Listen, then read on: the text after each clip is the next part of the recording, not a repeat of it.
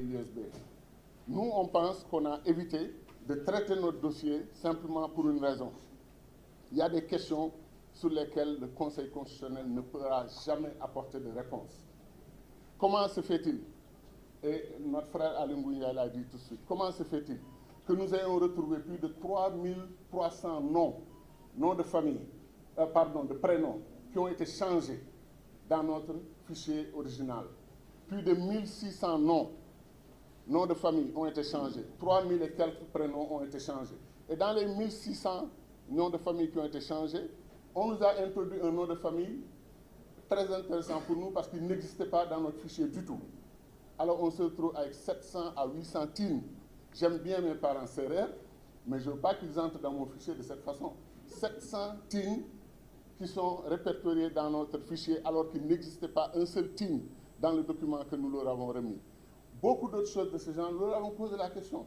Expliquez-nous que font ces TIN dans notre document. Et pour ne pas répondre à cela, on nous a sorti l'histoire du mandataire. Pour ne pas être long, le problème que nous avons, c'est que le Sénégal vit un tournant. Alors beaucoup de gens nous demandent, vous êtes un pays pacifique, vous êtes un pays de dialogue, un pays de concertation. Vous voulez coûte que coûte éviter la violence. Effectivement, c'est ça la philosophie de tous ceux qui sont assis ici. Mais en même temps, il est injuste de laisser passer une grande injustice de cette nature. Voilà des gens qui ont travaillé très dur, qui ont une vision pour leur pays, qui ont un amour pour ce pays, qui veulent servir leur pays. Et on donne à une commission de contrôle de parrainage des moyens de changer leurs données, de spolier leurs données et de leur dire qu'ils ne peuvent pas être candidats à l'élection présidentielle. Alors qu'est-ce qu'il faut faire? Certains disent qu'il faut qu'on arrête ce processus. Il faut qu'on se parle entre Sénégalais. Il faut qu'on trouve une solution ensemble. Il est hors de question d'accepter l'inacceptable. Si nous l'acceptons aujourd'hui, ce qui s'est passé, ça veut dire que demain, les élections sont déjà jouées, tout est préparé et les résultats sont presque connus. Et ça, ce n'est pas bon pour le Sénégal et c'est inacceptable pour nous. Et ça doit être inacceptable pour tous les Sénégalais, pour tous ceux qui aiment ce pays. Voilà en gros le plaidoyer qu'on voulait faire. Encore une fois, nous aimons ce pays, nous voulons servir ce pays et nous ne sommes pas d'accord avec ce qui s'est passé. Et le Conseil constitutionnel nous a fait du tort à nous, mais il a fait un grand tort au processus démocratique dans notre pays. Le Sénégal ne mérite pas cela. Le Sénégal ne mérite pas cela et je vous remercie.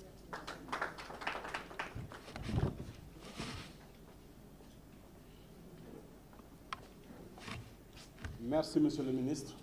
Donc, juste pour un petit rappel, donc on va faire passer Madame la Ministre Aminata Touré. Après, ce sera au tour de le candidat Abdourahmane Diouf, puis honorable Cheikh Bara Dolly, et puis Bougane, président Bougane. Par la suite, on va faire une série de 5 questions maximum. Une fois que les questions seront traitées, il y a une autre série de candidats qui vont pouvoir s'adresser au peuple sénégalais. D'accord. Sans plus tarder, je laisse la parole à Madame la Ministre Mimi Touré. jërëjëf bu ngeen liiree li Conseil constitutionnel bind tubaab yu bare la pour nëbb dëgg looloo ci nekk. C'est-à-dire vraiment li xew ci li nga xam ne mooy bànqaas bi gën a kawe ci sunu justice mais c'est un véritable scandale ba noppi nag da cee ànd ak yu dul dëgg ñu wax ñun suñu cas mi nga xam ne dañoo jël Saint-Louis dindi ko alors que agent assermenté ba reconnaître na ko ci procès verbal bi ñu ne non sa mandataire nangu na loolu mais mu ngi nii toog musu ko nangu dafa àndoon ak un informaticien donc vraiment c'est-à-dire on rajoute du scandale au scandale da ngeen di assumer li ngeen def yéen conseil constitutionnel ak président du conseil constitutionnel. Effectivement tey Sénégal fait la risée dans toute l'Afrique nga mën a ñëw toog sonal nit ñi ci ay fiche de parrainage waaw bu werante amee werante xuuxaan tekki tubéy ubbi leen maal yaa nga ñu tëj c'est-à-dire ça a été des décisions politiquement orientées ñun indi nañ preuve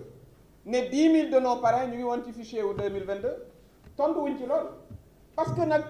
problème bi am tey personne ne sait à partir de quel fichier lañ nar a demee élection looloy wax ji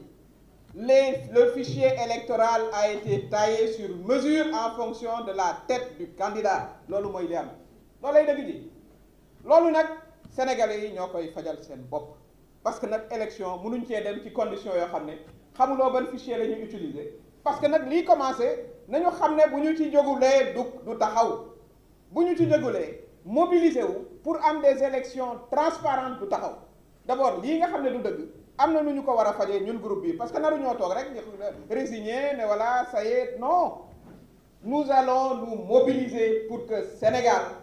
dans sa tradition bi ñu xam ñu am élection yu jaar yoon kooku il faut que waa conseil constitutionnel xam ko il faut que Macky Sall xam ko il faut que candidat am xam ko ne sénégalais yi lu ñu toog 900 000 sénégalais yoo xam ne ñu ngi ci fichier bi ñu ne leen naru leen a wote loolu du fi amee loolu mënu la nekk léegi nag nañu seet lu ñu war a def ñun parce que dinañu waxtaan suñu biir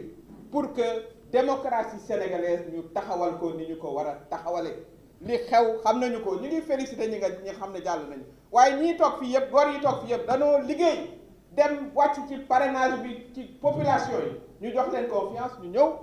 conseil constitutionnel def ko lu ko neex def ci lu ko neex ba noppi nag bind ay bind yoo xam ne mooy bind tappale la yoo xam ne méngoowul ak dëgg parce que loolu am yàlla def na man parrainage kenn du ma ko jàngal ki fi taxawoon muy Aly Ngouille Ndiaye moo doon ministre de l'intérieur mais mënuñoo jël li mu wax rek fënatal teg fële li nga xam ne mooy li am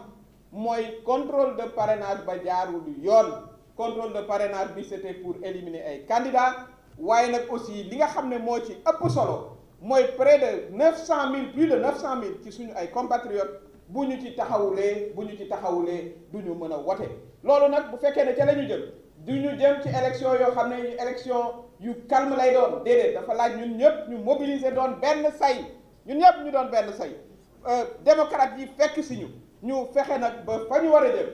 tous ces torts là ñu fexe nag ba ñu mën koo redresser ba ñu mën a dem ci élection yoo xam ne élection yu jaar yoon lay doon élection yu transparente lay doon pour que ñu changer Sénégal ñii fi toog ñëpp day am na aussi loo xam ne bokk nañ ko li nga xam ne moom bokk nañ ko mooy lii fi ne dafa fee war a jóg loolu lu leer la fii ñi fi toog ñëpp c'est pour que le candidat de la continuité on puisse s'en débarrasser dès le premier tour loolu moom ñun ñëpp fii d'accord nañu loolu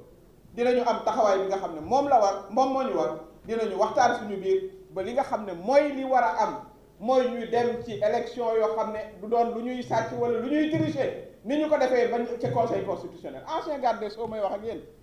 lii xew jaarul yoon ça n'a rien à voir avec la loi xam nañu ko jël ay parrainage yu jàmbur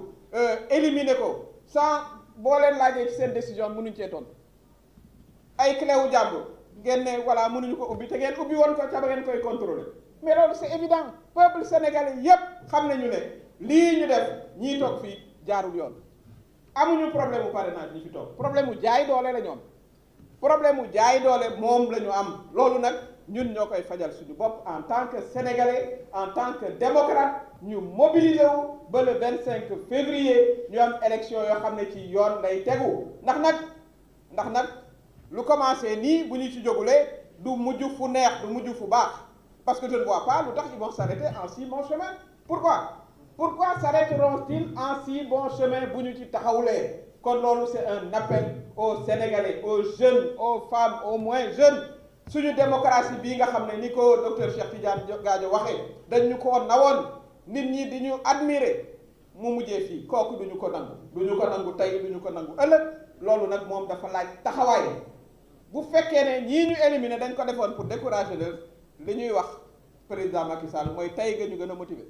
tey la ñuy nar a gën a taxaw ci sunu wetu askan pour que ñu dem vers un changement pour que lii musu fee ñu mu jël fii à jamais plus jamais ça plus jamais des élections dans de telles conditions donc il nous faut absolument le changement jërëjëf.